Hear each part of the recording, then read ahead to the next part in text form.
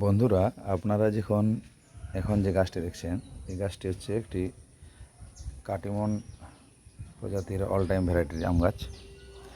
এখানে দেখুন, একটা আম কিন্তু অনেক বড় হয়ে গেছে। এখন পাকতে হয়তো 1 মাস 1.5 মাস লাগবে। এখানে আম ছিল যেটা সিজন এসেছিলো, এই দেখুন এখানে বসে। এখান থেকে 3টে আম আমরা খেয়েছি অলরেডি, ঠিক আছে। আবার এখানে দেখুন মিডিয়াম সাইজের, অর্থাৎ এগুলো আরও 4টা মতো আছে। এগুলো ছোট পর্যায়ে আছে। এরপর আরেকটা স্টেপ হচ্ছে মুকুল। অর্থাৎ কাটিমন আম আপনি যদি বাড়িতে লাগান, তাহলে সারা বছর আমের কোনো চিন্তা থাকবে না। সারা বছরেই কিছু না কিছু আম পাবেন। কিন্তু যদি একটু বেশি পরিমাণে পেতে চান, সেক্ষেত্রে একটা গাছ হয়তো হবে না, এই গাছের পরিমাণ বাড়াতে হবে। এবং আমি দেখেছি, এই আমটা টেস্টও করেছি। এই আমটি একটি যথেষ্ট ভালো টেস্টের 12মাসি আম।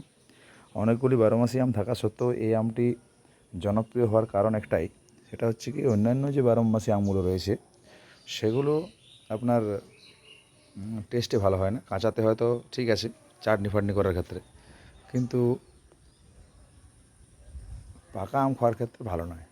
কিন্তু এই ভ্যারাইটিটা যেটা আছে, এই ভ্যারাইটিটা কিন্তু পাকা তো খুব মিষ্টি, এবং কিছু কিছু ক্ষেত্রে অনেক চাষিও চিন্তা ভাবনা করছে যে এটাকে বাণিজ্যিকভাবে করা যায় কি না। তাই আপনারা চাইলে অবশ্যই একটা কাটিমন 12মাসি প্রজাতির আম লাগাতেই পারেন। গাছটি হচ্ছে একটি কাটিমন প্রজাতির অল টাইম ভ্যারাইটির আম গাছ। এখানে দেখুন, একটা আম কিন্তু অনেক বড় হয়ে গেছে। এখন পাকতে হয়তো 1 মাস 1.5 মাস লাগবে। এখানে আম ছিল যেটা সিজন এসেছিলো, এই দেখুন এখানে বসে। এখান থেকে 3টে আম আমরা খেয়েছি অলরেডি, ঠিক আছে। আবার এখানে দেখুন মিডিয়াম সাইজের, অর্থাৎ এগুলো আরও 4টা মতো আছে। এগুলো